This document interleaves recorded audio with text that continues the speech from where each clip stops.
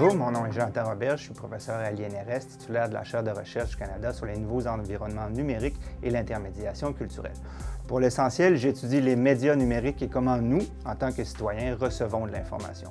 Il faut savoir qu'autrefois, quand les gens obtenaient cette information-là, c'était généralement décidé par des professionnels, des journalistes, des chefs de pupitre, des éditorialistes, par exemple. Il y avait donc des personnes qui choisissaient au mieux de leur connaissance et jugement ce que nous devions, entre parenthèses, savoir. Donc, quand on ouvrait un journal, on écoutait les nouvelles du soir, c'était des personnes comme vous et moi qui décidaient de ce que nous lisions, entendions et voyions. Ce qui en résultait que tout le monde avait, somme toute, pas parfaitement, mais somme toute, un accès à l'information similaire.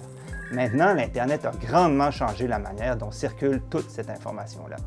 Quand vous allez en ligne, quand vous ouvrez une application, ce que vous voyez n'est pas déterminé par une personne, mais bien par des plateformes, des machines et des algorithmes, c'est-à-dire la mathématique des codes informatiques qui se cachent derrière ces machines-là. Et de fait, c'est plutôt incroyable comment tout ça fonctionne. Ce qu'il y a de positif, c'est qu'il est maintenant possible d'avoir accès ou d'utiliser des sites comme Google Maps, de commander de la nourriture en ligne, de vous connecter avec vos amis partout sur la planète et de partager une quantité parfaitement inédite d'informations. Ceci dit, il faut savoir rester attentif à plusieurs aspects politiques, économiques et technologiques importants de ces sites, parce que tout cela, bien sûr, détermine l'information que nous tous, en tant que citoyens, recevons et qui circule dans une société et une démocratie comme la nôtre. Donc, quand vous ouvrez une application et qu'on vous montre une image dans votre fil d'actualité Snapchat, Instagram ou autre, toute cette information est déterminée par les algorithmes à la base des plateformes. Et ces algorithmes sont construits et gérés en fonction, bien sûr, des motivations de la compagnie qui possède le site Web ou l'application en question. Et la motivation, le but, c'est de vous faire passer le plus de temps possible sur cette plateforme ou cette application. De fait, les compagnies s'assurent que ce que vous voyez en étant sur ces plateformes et applications vous fasse sentir bien, heureux, relax, etc. Ils autorisent par exemple des personnes à aimer vos photos, ils vous montrent du contenu qu'ils pensent que vous voulez voir et qui vous rendra vraiment joyeux ou même parfois mécontent, mais qui au moins sollicitera une réponse ou une émotion forte de votre part pour que vous gardiez votre œil sur l'application.